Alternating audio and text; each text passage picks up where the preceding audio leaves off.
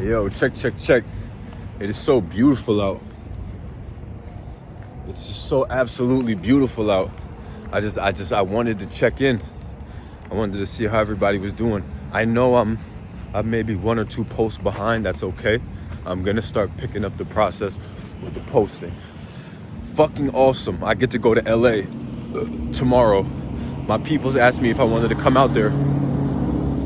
They're doing a toy drive up in Stockton. So they asked me to go out there. So I'm gonna go out there to Stockton, and then I'll probably fly down to LA with them after, or drive down. That's usually what happens if we kick it in LA. So that's fucking awesome. I'm excited. I love LA. I love the weather. I ain't get to see my peoples in a minute, so it's great to see my peoples out there. And yeah, I'm walking right now to the gym. I don't know, man. Listen, another day, another dollar. Well, Jack's about to pull up on me. Leek's about to pull up on me. We about to go to New York, check on my homegirl Mixie. Y'all know MJ. We about to go check on my homegirl Mix. She's throwing her first event. This is fucking awesome. She's throwing her first event in the city. It's some sort of gallery, party, open bar vibe, something like that. But it's her first joint. So she sent me to fly. So I gotta go pull up and show love. That's my dog. She did some bullshit. That's still my dog though. But you know, I fucks with her, and I ain't get to see her in a little bit, so I get to pop out on her and show some love. This is when it matters, bro. Fuck a text message. Me and her don't even, she got a boyfriend and shit, so you know, you gotta respect that. I always, you know, you get extra distance when you have a boyfriend, just because niggas, I know how men are and how territorial men are, and it's our nature, you know. So once I seen she got a man's too, I super just like, you know, I don't really try to hit her too much. I don't try to whoop whoop, but we do communicate. I comment and show love on her shit. So I'm proud of her, yo. And she's been rocking, she's been doing her thing, yo. And it's just fucking dope to see her thriving. She spoke about this a while ago, that she wanted to host some sort of, I think it was a gallery. I think that's what she called it. But maybe it was something for an art exhibition. I'm not sure. Or modeling. I can't remember what it was, but she told me a little while ago she wanted to do something like this. So she finally got in a position to do it. So I'm very happy for her. This is what happens when you continue to grind. And it's funny because one of the mental notes from this is I've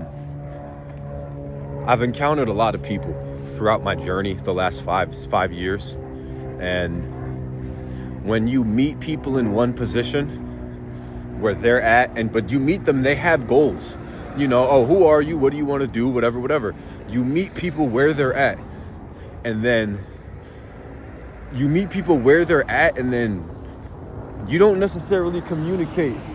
Just because you don't communicate with these people 24/7, a year goes by, 2 years goes by, but you see them making progress, that's like, it shows something about that person's character, that, you know, they're, how do you say, like, they meant what they said. I know a lot of people that I've met that, oh yeah, I want to do this, I want to do that, I want to do that. You know, and then a year goes by and they're in the same position. A year goes by. Yo, I just linked up with one of my manses, bro. Word to Nanny. I ain't seen bro in about a year. No bullshit. He pulled up on me about a year ago and we had a whole conversation. He pulled up on me, him and the Brody pulled up on me the other day. Word to Nanny. I said, yo, bro, did you ever start recording? I know you wanted to start vlogging this shit. I'm like, did you ever do that? He was like, nah, bro, I never did. I said, oh, you don't want to do it.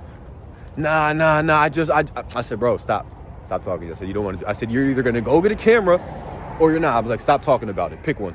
I said, cause nigga, that was a year ago. You told me you wanted to start that shit, and you ain't start that shit. So I'm not hearing that shit. You don't want to do that shit for real. You know what I mean? That fucking view is nice. I'm like, nigga, you don't want to do that shit for real. Stop saying it, cause you lying to yourself.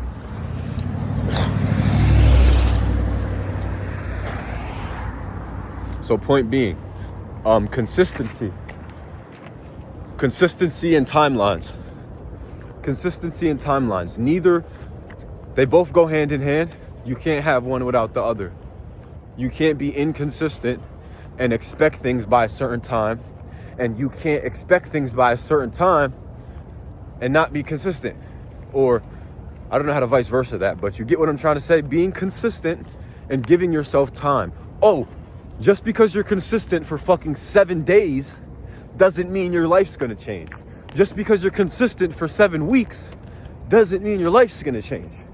Just because you're consistent for 7 months doesn't mean your life's gonna change.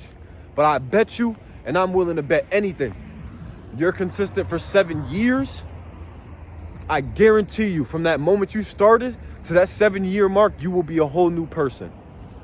Now the question is, are you willing to put in that work? Because the 7 years, here's the trick.